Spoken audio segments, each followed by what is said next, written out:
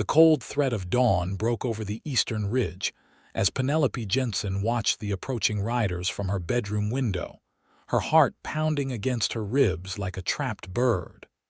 3 men on horseback, silhouettes darkening against the amber horizon, dust trailing behind them like ghosts. They were early, but she had been expecting them. Sleep had abandoned her hours ago, leaving nothing but dread in its wake. Wyoming Territory, 1878, a hard time to be a woman alone. Penelope swept her honey-brown hair into a hasty bun and tugged on her worn boots, her hands trembling. The farm had been her family's pride for nearly 2 decades, before consumption claimed her parents just months apart. At 22, she found herself the sole caretaker of both the property and her younger brother Michael, who at 16 was still too young to bear the full weight of their predicament. The Ryders were closer now. She recognized the middle figure, Harold Whitcomb, the banker who held her family's debt. The other 2 were strangers, probably hired muscle to enforce the foreclosure. $3,000 owed, an impossible sum that might as well have been $30,000. "Penny, are they here?" Michael's voice called from down the hall, sleep rough but alert with worry. "Yes," she answered, pulling her shawl tighter around her shoulders. "Stay inside. I'll handle this." She descended the stairs quickly, passing the faded photographs of happier times, her father standing proudly before their first wheat harvest, her mother seated in the garden with baby Michael. The mortgage papers lay open on the kitchen table where she'd been reviewing them by lamplight all night, searching for some clause, some loophole, some miracle that wasn't there. The Ryders halted in the yard as Penelope stepped onto the porch. The morning air carried the scent of sage and dust, and the distant lowing of the few cattle they had left. "Miss Jensen," Whitcomb called, removing his hat in a mockery of courtesy. "I believe you know why we're here." "The payment isn't due until noon," she replied, gripping the porch railing to steady herself. Whitcomb smiled thinly. "I thought we might conclude our business early, save us both the unpleasantness of a prolonged goodbye." "I have until noon," she insisted. "That's what the papers say." "Very well," Whitcomb sighed, replacing his hat. "We'll wait, though I don't see what difference a few hours will make unless you're expecting to find $3,000 between now and then." The truth stung. There was no money coming.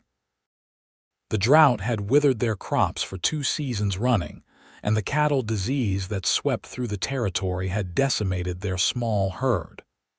Every possible asset had been sold, every favor called in. Even if she worked for the rest of her life, the debt seemed insurmountable. Whitcomb and his men dismounted, tethering their horses to the fence post. They settled beneath the large cottonwood tree near the well, making a show of their patience. Michael appeared at Penelope's side, his lanky frame seeming to have grown overnight, his face too solemn for a boy his age. "We could run," he whispered. "Take what we can carry and go west." Penelope shook her head. "This land is all we have left of them, and besides, where would we go?" As the morning hours stretched on, Penelope moved about the house in a daze, touching familiar objects: her mother's rocking chair, her father's tobacco pipe, the Bible with their family history inscribed inside. Everything had a memory attached, roots that ran deeper than the deeds or mortgages could ever express. By mid-morning, other riders appeared on the horizon, and Penelope's heart sank further. Word of the foreclosure had spread through Cody. Neighbors, she supposed, coming to witness the spectacle or perhaps bid on the property once it went to auction. But as they drew closer, she recognized Levi Ryder at the head of the group. The sight of him sent an unexpected flutter through her chest, immediately followed by shame. Levi Ryder was known throughout the county, a cattle driver turned successful rancher, who owned the sprawling Ryder Ranch 10 miles north. They'd rarely exchanged more than pleasantries at town socials or the general store, but his reputation preceded him. Fair in business, generous to those in need, and fiercely independent. At 30, he was considered one of the territory's most eligible bachelors, though he'd shown little interest in settling down. He rode a magnificent buckskin stallion, his posture straight and confident. Two of his ranch hands accompanied him, both mounted on sturdy quarter horses laden with packs. Whitcomb stood as the newcomers approached, his expression souring. There was clearly no love lost between the men. "Ryder," he acknowledged stiffly. "This is a private matter between the bank and Miss Jensen." Levi dismounted in one fluid motion, his spurs jingling as his boots hit the dirt. He was tall, with broad shoulders shaped by years of hard work. His dark hair was tousled from the ride, and a week's worth of stubble shadowed his jaw. But it was his eyes that always caught Penelope's attention, clear blue and intensely observant. "I heard the Jensen place was in trouble," he said, his voice carrying across the yard. He nodded respectfully to Penelope. "Miss Jensen." "Mr. Ryder," she returned, fighting the heat rising to her cheeks. She didn't want his pity, especially not now. "As I was telling Whitcomb," Levi continued, "I have business with the bank today." Whitcomb's eyes narrowed suspiciously. "What business? I'm interested in settling a debt." Levi reached inside his vest and produced a folded document. The Jensen mortgage, to be specific. Penelope's breath caught in her throat. What was he doing? Whitcomb snatched the paper, scanning it with growing displeasure. "Where did you get this?" "From your clerk early this morning." "Everything's in order." Levi turned to his men, who brought forward a leather satchel. $3,000 as agreed, plus interest. The world seemed to tilt beneath Penelope's feet. "Mr. Ryder," she managed, finding her voice. "I don't understand." Levi met her gaze directly, something unreadable flickering across his features. "The drought's been hard on everyone, Miss Jensen. Sometimes good folks need a helping hand." "I can't accept this," she protested, pride warring with desperation. "I have no way to repay you." "We can discuss terms later," he said simply, then turned back to Whitcomb. "Count it if you like. It's all there." The banker's face had turned an interesting shade of purple. He clearly hadn't expected this development, but the money was real. After verifying the amount, he reluctantly signed the necessary papers, transferring the debt from the bank to Levi Ryder. "This changes nothing," Whitcomb muttered as he mounted his horse. "She'll never make this land profitable. You're throwing good money after bad, Ryder." Levi remained impassive. "That's my concern now, isn't it?" The banker and his men departed, leaving behind a cloud of dust and tension. Penelope stood frozen, unable to process what had just occurred. Michael hovered at her side, his expression shifting between relief and suspicion. "Why would you do this?" Penelope finally asked when they were alone. "You barely know us." Levi's ranch hands had tactfully busied themselves with the horses, giving them a semblance of privacy. "I know enough," Levi replied. He reached into his saddlebag and withdrew the mortgage papers, now bearing his signature instead of the bank's. "Your father was a good man. He helped me when I was just starting out, refused payment when I offered it. Said someday I could return the favor." "But $3,000. It's not charity, Miss Jensen," he interrupted gently. "It's an investment. I've been looking to expand my cattle operation, and your land has the best water access in the county." Penelope's heart sank. So that was it, he wanted the land. Another man coming to claim what had been her family's, just with a kinder approach than Whitcomb. "I see," she said stiffly. "How soon do you expect us to vacate?" Levi looked genuinely startled. "Vacate? That's not what I'm proposing."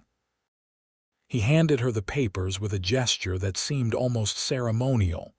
"It's still yours, Miss Jensen, the land, the house, all of it." "I don't understand." "It's simple. I've purchased your debt, not your property. I'm offering a partnership, not a takeover. My cattle can graze on the northern section where your fields have struggled, and in return, I'll help restore the farm to working condition. We'll share the profits until the debt is cleared." It sounded too good to be true. Penelope studied his face for signs of deception, but found only straightforward determination. "Why would you do that, instead of just buying the land outright?" Levi's gaze traveled across the homestead, the weathered house with its struggling vegetable garden, the barn that needed repairs, the fields beyond. "Because this is more than just land to you. It's home." Something in his voice shifted, revealing a depth of understanding that caught her off guard. "I know what that's worth." Michael stepped forward, extending his hand with a man's confidence despite his youth. "Thank you, Mr. Ryder. We won't forget this." Levi shook the boy's hand firmly. "Call me Levi, and I'll be counting on your help with the cattle when they arrive." Michael straightened, clearly pleased to be addressed as an equal. "Yes, sir. You can count on me." Penelope remained silent, overwhelmed by emotions she couldn't name. Relief, confusion, gratitude, and something else, something unsettling about the way Levi Ryder looked at her, as though he could see past her carefully constructed defenses. "I should warn you," Levi said, turning back to Penelope. "I'm a demanding business partner. I'll expect hard work and honesty." "You'll get both," she promised, finding her voice again. "And I'll add my own condition. I want a written agreement with clear terms for repayment and the eventual return of full ownership to us." A smile tugged at the corner of his mouth. "Done." "I'd expect nothing less." He glanced at the position of the sun. "I need to get back to my ranch, but I'll return tomorrow with some men to start repairs on the barn. Is there anything you need immediately?" There were 1,000 things they needed, but Penelope wouldn't begin their partnership with a list of demands. "We'll manage until tomorrow." Levi nodded, seeming to read between the lines. "My men will bring provisions when they come." He mounted his horse with the easy grace of someone who'd spent more time in the saddle than out of it. "Until tomorrow, Miss Jensen." "Penelope," she corrected him, surprising herself. "If we're to be partners, you might as well use my name." Something warm flickered in his eyes. "Penelope," he repeated, tipping his hat before riding away with his men. She watched until they disappeared over the ridge, the mortgage papers clutched in her hand like a lifeline. Only then did she allow herself to tremble, the full weight of the morning's events washing over her. "Do you trust him?" Michael asked, squinting against the sun. Penelope considered the question carefully. "I don't know," she admitted, "but he just saved our home when he didn't have to. That counts for something." The next morning, true to his word, Levi arrived with a wagon full of supplies and 4 ranch hands. He brought lumber for repairs, seed for planting, preserved food to fill their nearly empty pantry, and a small herd of cattle to graze on the northern pastures. In the weeks that followed, the Jensen farm underwent a transformation. The barn was repaired, fences mended, and the house itself received much-needed attention. Michael worked alongside the ranch hands, soaking up knowledge about cattle raising and coming home each evening exhausted but proud. Penelope found herself working closely with Levi, planning the farm's revival. He was knowledgeable but never condescending, offering suggestions rather than commands. He seemed to genuinely value her opinion, which was refreshing after years of being dismissed by the men in town. One evening, as they sat on the porch reviewing their progress, Penelope finally asked the question that had been nagging at her. "Why did you really do it? And don't tell me it was just a business decision or a debt to my father." Levi was silent for a long moment, watching the sunset paint the sky in shades of orange and purple. "I came to Wyoming with nothing," he finally said. "No family, no money to speak of, just determination and a willingness to work. Your father gave me my first job when no one else would take a chance on a stranger. He taught me about ranching, about this land." He turned to face her, his expression earnest. "When I heard about your situation, it felt like Providence. A chance to honor him, yes, but also to help someone who reminds me a lot of myself 10 years ago." "I remind you of yourself," he smiled. "Stubborn, proud, unwilling to abandon what matters even when it would be easier." His assessment was uncomfortably accurate. Penelope looked away, suddenly aware of how close they were sitting, how the fading light softened his features. "There's something else you should know," Levi continued. "I didn't just happen to hear about your troubles. I've been keeping an eye on the situation for months." "Months?" Penelope felt a flicker of indignation. "You've been watching us struggle." "Not like that," he said quickly. "I approached Whitcomb back in the spring, tried to negotiate a more reasonable payment schedule for your family. He wouldn't hear of it, said he had plans for this land." "What kind of plans?" Levi's expression darkened. "There's talk of a railroad coming through the territory. If it does, property values will soar. Whitcomb and some investors have been quietly buying up land along the proposed route." Understanding dawned. "So our farm is potentially valuable for reasons beyond farming," Levi confirmed. "I couldn't let Whitcomb steal it from you through foreclosure." The revelation cast his actions in a new light. Not just charity or a business arrangement, but protection against something more predatory. "Thank you," she said softly, "for telling me the truth." He nodded, and they lapsed into comfortable silence as darkness settled over the land. Fireflies began to blink in the yard, and somewhere in the distance, a coyote called to its pack. "I should go," Levi said eventually, standing and stretching. "Early start tomorrow." Penelope rose as well. "Will you stay for supper before you ride back? I made apple pie." The invitation surprised them both.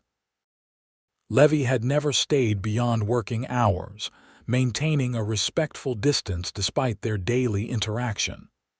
"I'd like that," he said, and the simple acceptance felt significant somehow, like a threshold crossed. Summer faded into fall, bringing with it a successful harvest that exceeded their modest expectations. The partnership was working better than either of them had anticipated. The cattle thrived on the Jensen land, and with Levi's connections, they secured better prices for their crops than Penelope had managed in previous years. Michael had blossomed under Levi's mentorship, developing the confidence and skills that would serve him well as a man.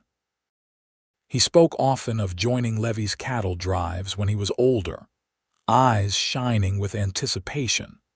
As for Penelope and Levi, their professional relationship had developed an undercurrent that neither openly acknowledged.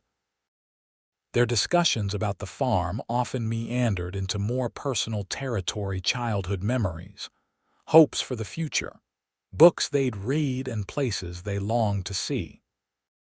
He now stayed regularly for meals, sometimes bringing small gifts, a book he thought she might enjoy, ribbon for her hair, candy for Michael.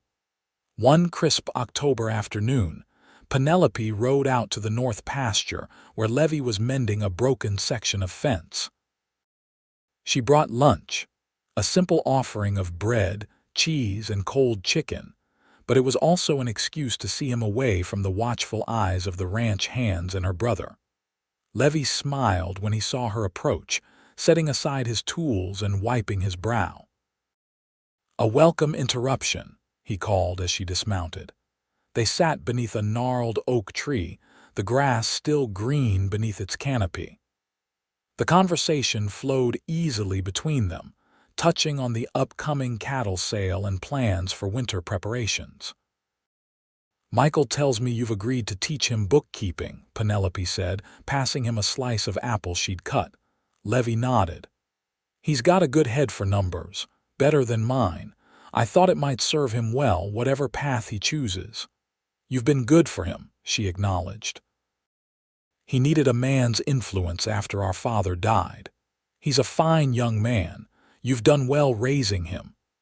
I've done my best, she said, a hint of old weariness creeping into her voice.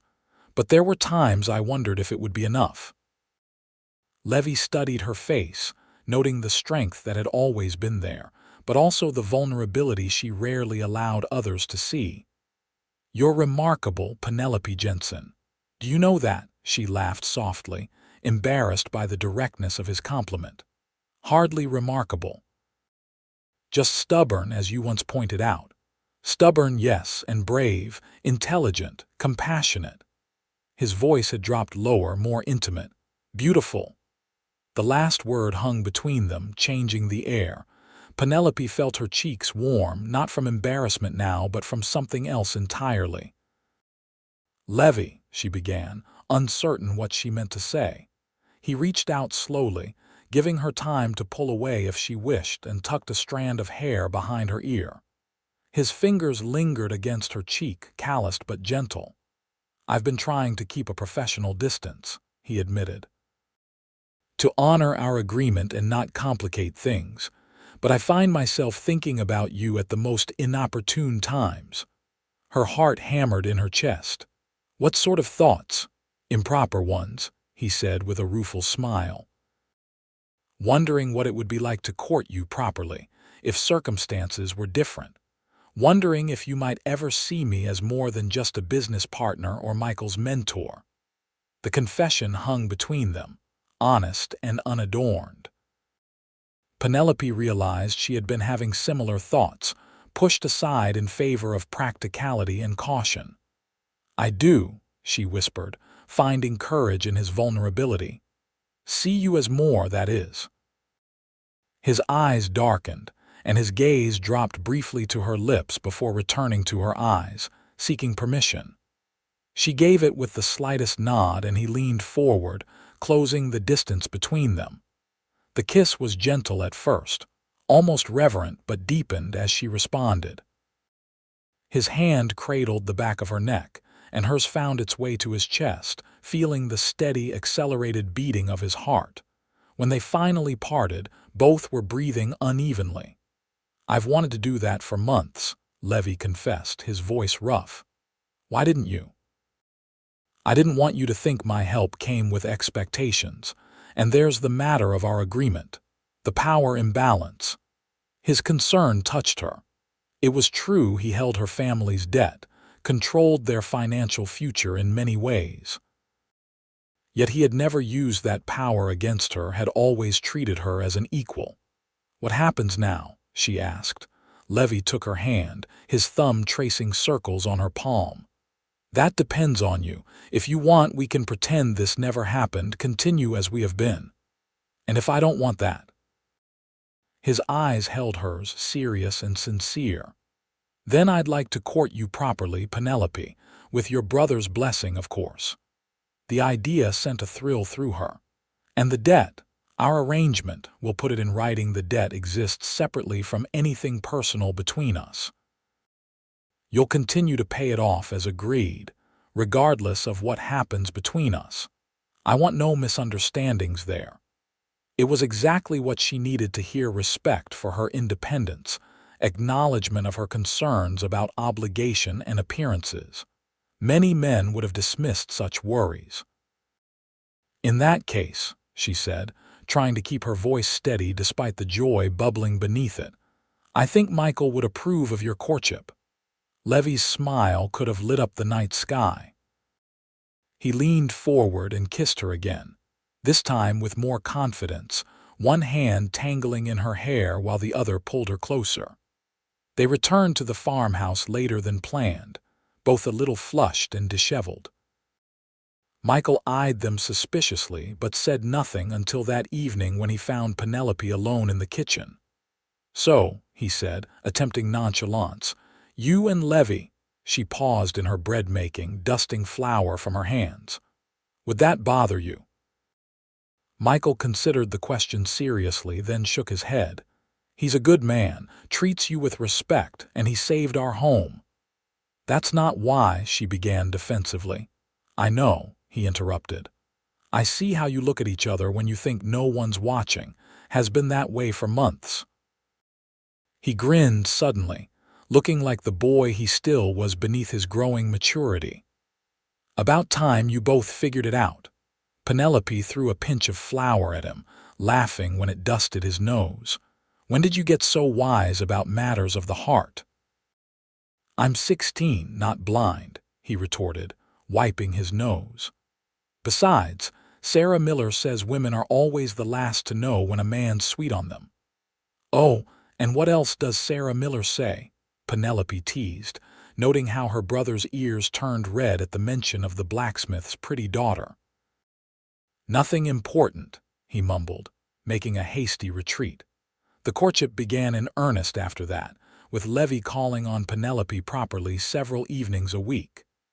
He brought flowers or small tokens, and they would sit on the porch swing talking until the stars emerged. Sometimes Michael joined them. Sometimes he tactfully found reasons to be elsewhere. True to his word, Levi kept their business arrangements separate.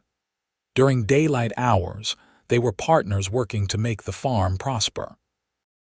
In the evenings, they were a man and woman discovering each other's hearts. The town of Cody buzzed with gossip about their relationship.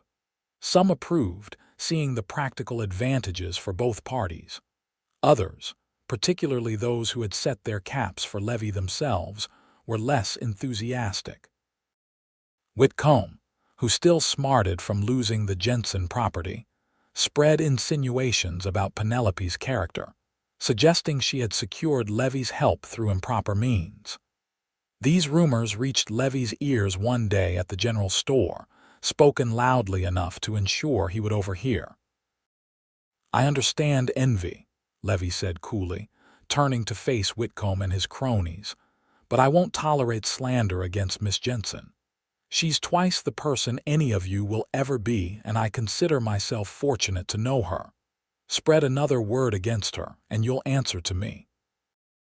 The threat, delivered with quiet intensity, effectively silenced the gossip in public spaces, though it likely continued behind closed doors. When Penelope heard about the confrontation, she was torn between gratitude for his defense and concern about the growing tensions. "You shouldn't make an enemy of him," she warned Levi that evening as they walked along the creek that bordered her property. "Whitcomb has influence with the territorial government." "So do I," Levi replied, unconcerned. "And more importantly, I have the truth on my side. Whitcomb's schemes won't prosper in the light of day." His confidence was reassuring, but Penelope couldn't shake the feeling that Whitcomb wasn't done causing trouble.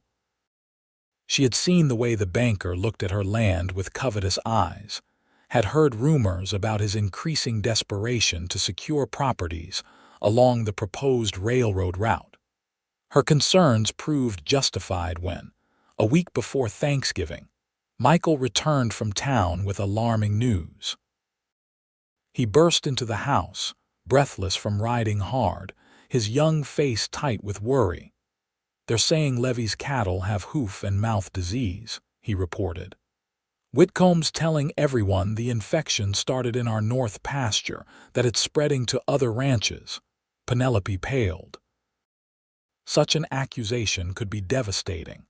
Ranchers would avoid doing business with Levi, and neighboring properties might demand his cattle be destroyed to prevent the disease from spreading. "It's a lie," she said firmly. "We would have noticed signs of illness. The cattle are healthy." "I know that," Michael agreed, "but Whitcomb's brought in some so-called expert from Cheyenne who's backing his claims. There's talk of a quarantine." Levi arrived an hour later, his expression grim but determined. "I've heard," he said when Penelope rushed to meet him. "Don't worry. We'll sort this out." "How? If they quarantine the ranch, they won't," he assured her. "I've already sent for Dr. Thomas Foster from Laramie. He's the territory's leading veterinary authority. He'll examine the herd and put this nonsense to rest. And in the meantime, we continue as planned." Levi took her hands in his. "Whitcomb's getting desperate. The Railroad Commission is making their final decision on the route next month, and he hasn't secured all the properties he needs." "Including ours," Penelope realized. "Exactly. He's trying to force us into a vulnerable position, hoping we'll sell under pressure." It was a clever plan, she had to admit. If the accusations gained traction, the resulting panic could destroy Levi's business reputation and cut off their income from cattle sales. The farm, already recovering from years of struggle, would be pushed back to the brink of failure. Dr. Foster arrived 2 days later, a distinguished older gentleman with silver hair and spectacles. He conducted a thorough examination of the cattle, methodically inspecting each animal in the herd. "There's not a trace of disease in these animals," he declared when he finished. "They're some of the healthiest stock I've seen in the territory." His verdict should have ended the matter, but Whitcomb had prepared for this possibility. He publicly questioned Foster's credentials and claimed the doctor was an old friend of Levi's, bought and paid for. The territorial livestock commissioner, swayed by the banker's influence, ordered a second inspection. The accusations created exactly the uncertainty Whitcomb had intended. Neighboring ranchers began avoiding Levi's cattle drives. Merchants in town hesitated to extend credit, and several business deals fell through. The situation grew more tense as winter approached, bringing with it the financial pressures of the season. "We'll weather this," Levi assured Penelope one evening as they sat by the fire. "The truth will prevail." She watched the flames dance, drawing comfort from his presence but unable to completely quell her anxiety. What if it doesn't? What if Whitcomb succeeds in turning everyone against us? "Then we'll adapt," he said simply. "I didn't build my ranch by giving up at the first sign of trouble, and I'm not about to start now." He took her hand, bringing it to his lips. "Besides, I have something worth fighting for that I didn't have before." His words warmed her more than the fire. Over the past months, their feelings had deepened into something neither had expected when they began their unusual partnership. What had started as gratitude and attraction had matured into a profound connection that surprised them both with its intensity. The second inspection came and went, again finding no evidence of disease. But Whitcomb had one more card to play. 3 days before Christmas, Penelope received an official-looking letter. Her hands trembled as she read it. "What is it?" Michael asked, setting down the harness he'd been repairing. "The Territorial Land Office," she said numbly. "They're challenging our deed, claiming there are irregularities in the original filing." It was a devastating blow. Her father had homesteaded the land legally, fulfilling all requirements and receiving proper documentation. But land records from the early territorial days were sometimes incomplete or contradictory, providing openings for legal challenges. When Levi arrived that afternoon, Penelope showed him the letter. His jaw tightened as he read it. "This is Whitcomb's doing," he said, his voice hard with anger. "He's found some technicality to exploit. Can he really take our land this way? Not if I have anything to say about it." Levi folded the letter carefully. "I need to ride to Cheyenne immediately. The territorial governor owes me a favor and it's time to collect." Cheyenne. But it's nearly Christmas, and the weather is exactly why Whitcomb timed this now. He's counting on delays and closed offices to prevent us from fighting back quickly. Levi cupped her face in his hands. "I'll be back as soon as I can." "Promise me you'll be careful," she whispered, fear gripping her heart. The journey to Cheyenne was dangerous in the best conditions. In winter, with snow already blocking many mountain passes, it could be deadly. "I promise," he said, sealing the vow with a kiss. Levi departed at dawn the next day, taking his fastest horse and the most direct route. Penelope watched him ride away, a solitary figure soon swallowed by the vastness of the Wyoming landscape. She tried to maintain normalcy in his absence, preparing for Christmas as planned and keeping up with the farm work, but worry was her constant companion. Days passed with no word. Christmas Eve arrived, bringing heavy snow that blanketed the farm in pristine white. Michael had cut a small pine tree from their property, and they decorated it with paper stars and strung berries, a humble celebration that felt incomplete without Levi. "He'll be back," Michael assured her, noticing her frequent glances toward the window. "Levi knows how to handle himself in rough country." "I know," Penelope said, forcing a smile. "Let's finish these decorations." They were hanging the last of the homemade ornaments when a sharp knock at the door startled them both. Penelope's heart leaped, but it wasn't Levi who stood on their threshold. It was Sheriff Tanner, snow dusting his hat and shoulders. "Evening, Miss Jensen," he said, removing his hat. "Sorry to disturb you on Christmas Eve." "What is it, Sheriff?" she asked, cold dread settling in her stomach. "It's about Ryder," he said, his expression grave. "There was an avalanche in the high country. A traveler reported seeing a rider matching his description heading into the pass just before it happened." The room seemed to tilt sideways. Penelope gripped the doorframe to steady herself. "Are you saying he's—" "We don't know for certain," the sheriff said quickly. "A search party went out, but the conditions are treacherous. They had to turn back before dark." "Then he could still be alive," Michael insisted, moving to stand beside his sister. "Levi's too smart to get caught in an avalanche. He probably found shelter." Sheriff Tanner nodded, though his eyes betrayed his doubts. "That's possible. We'll resume the search at first light, weather permitting." "I'm coming with you," Michael declared. "No," Penelope said sharply.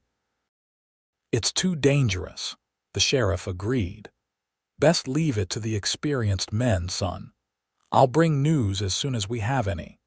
After he left, Penelope sank into her father's old chair, the reality of the situation washing over her in waves.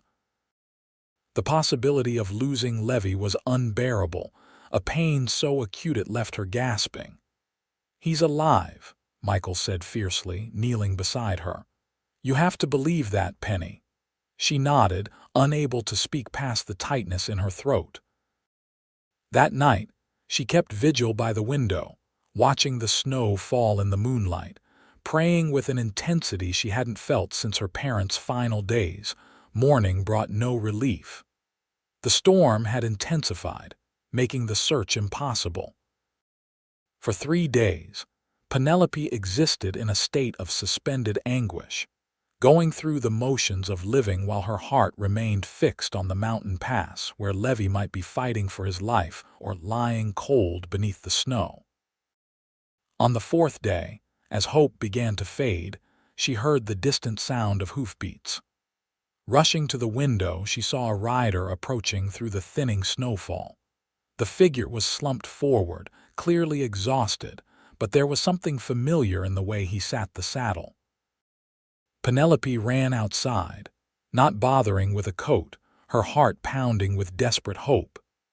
As the rider drew closer, she recognized the buckskin horse and then Levi himself, his face pale and drawn but unmistakably alive. She raced across the yard, heedless of the snow soaking her boots and dress. Levi dismounted stiffly, wincing with pain but managing to catch her as she flung herself into his arms. "You're alive," she sobbed against his chest. "They said there was an avalanche, that you were— takes more than some snow to keep me from coming back to you," he murmured into her hair, holding her tightly despite his obvious injuries. "I promised, didn't I?" Michael appeared from the barn, letting out a whoop of joy when he saw Levi. Together, they helped him into the house, where Penelope insisted on examining his wounds: a badly sprained ankle, frostbitten fingers, and a nasty gash along his ribs. The avalanche caught the edge of the trail, Levi explained as she bandaged his injuries. Horse and I went down, but we landed in a stand of pines that broke our fall, took shelter in a trapper's cabin for 2 days until the worst of the storm passed. And Cheyenne, did you reach the governor? A smile broke through his exhaustion. I did. Better yet, I found proof that Whitcomb falsified documents to challenge your deed. The governor has ordered an investigation into all his dealings. Relief washed over Penelope, but it paled in comparison to the joy of having Levi home safely.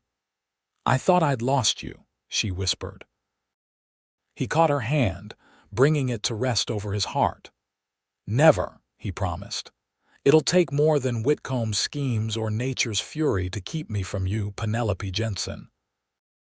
In that moment, surrounded by the warmth of the home they had saved together, Penelope knew with absolute certainty that what they had found in each other was rare and precious: a love forged in adversity and strengthened by shared purpose. The investigation into Whitcomb's activities moved swiftly. By February, evidence of extensive fraud had come to light, not only regarding the Jensen property but numerous other land deals throughout the territory. The banker was arrested, his assets seized, and his influence shattered. The Railroad Commission announced their final route decision in March: a path that bypassed Cody entirely, rendering Whitcomb's land-grabbing scheme worthless.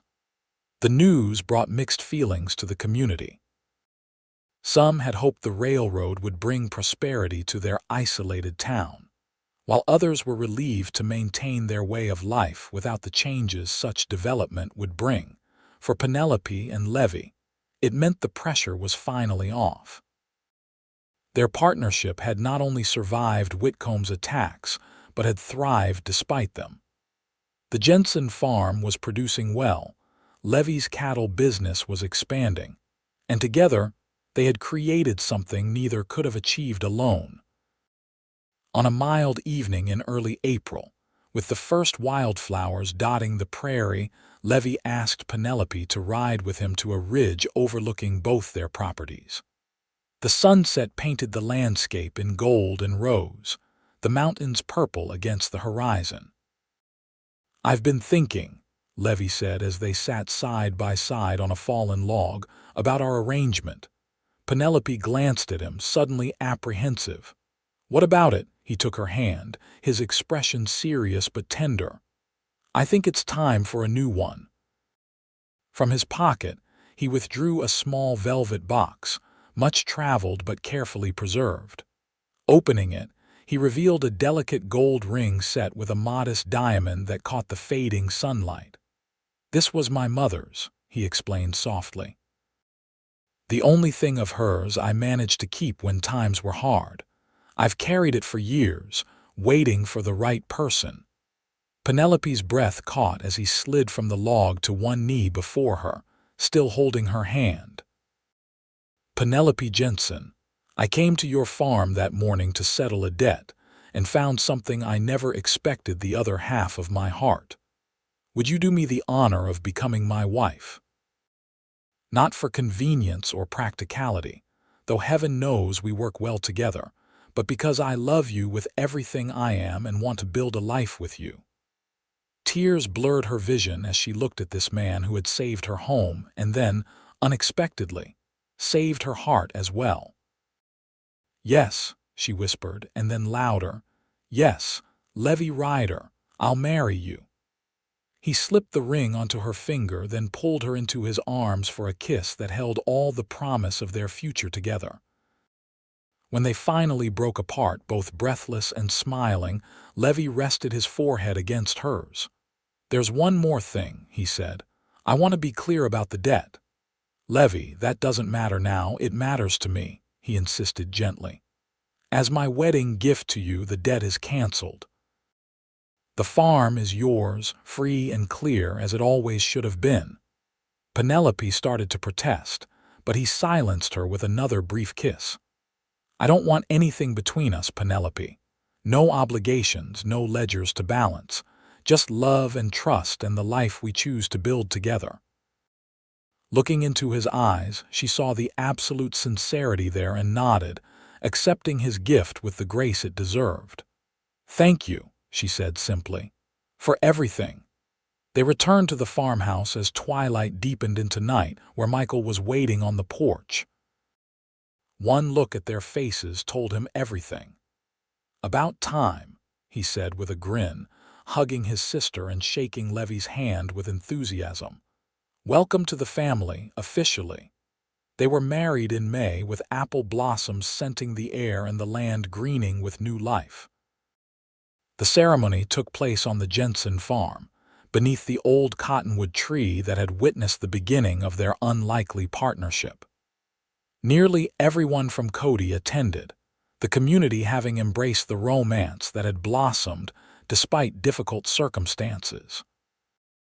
Afterward, as lanterns glowed and fiddle music filled the yard, Levi pulled his new wife close for a dance. "Happy, Mrs. Ryder," he murmured against her ear. Penelope smiled up at him, her heart so full it seemed impossible to contain such joy. "More than I ever thought possible," she answered truthfully. "And you?" "I got everything I never knew I wanted," he said, spinning her gently under the stars. "A partner, a home, a family." As they danced, Penelope reflected on the journey that had brought them to this moment.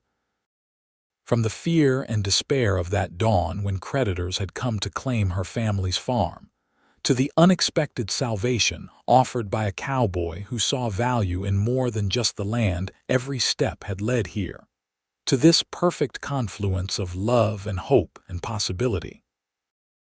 Later that night, after the guests had departed and Michael had tactfully retreated to stay with a friend in town, Levi carried Penelope across the threshold of the farmhouse that was now truly theirs, together. In the privacy of what was now their bedroom, they discovered each other anew, sealing their vows with the tender passion that had been building between them for months. As dawn broke over the eastern ridge the next morning, the same ridge where Penelope had once watched creditors approach with dread, she instead watched the sunrise from the circle of her husband's arms, his steady heartbeat beneath her ear, a reminder that some endings were really beginnings in disguise. Over the following years, the Ryder Jensen enterprise grew into one of the most successful operations in the territory. They combined Levi's ranching expertise with Penelope's careful management and innovation, creating a model that others sought to emulate. Michael, after completing his education in Cheyenne, funded by his new brother-in-law, returned to take on increasing responsibility in the business. Their family grew as well. A son, James, arrived a year after their marriage, followed by a daughter, Elizabeth, 2 years later. The children thrived in the freedom of farm life, developing their father's confidence and their mother's determination. 10 years to the day after Levi had ridden up to pay Penelope's debt, they sat together on the porch swing of the expanded farmhouse, watching their children play in the yard where once creditors had threatened to take everything. "You ever think about how different things might have been?" Penelope asked, leaning against her husband's shoulder. "If you hadn't come that morning?" Levi considered the question, his arm tightening around her. "Sometimes," he admitted. "But then I look at what we've built together, at our children, at the life we share, and I can't imagine any other path." Penelope smiled, thinking of the frightened young woman she had been and the journey that had transformed her. "It's still ours," she murmured, echoing the words he had spoken a decade ago, words that had changed everything. Levi kissed her temple, understanding the reference immediately. "Always will be," he promised, "though I think I got the better end of our bargain." As twilight settled over their land, painting the familiar contours in shades of purple and blue, Penelope reflected on the strange alchemy that had turned desperation into love, threat into opportunity, endings into beginnings. The farm that had been her family's legacy had become something more, the foundation of a new legacy, built on courage, perseverance, and a cowboy's unexpected generosity. And as the first stars appeared in the darkening sky, Levi and Penelope remained on the porch, hands intertwined, hearts beating in unison, watching over the home they had saved together and the future they continued to build, one day at a time, in the wild and beautiful land they both loved.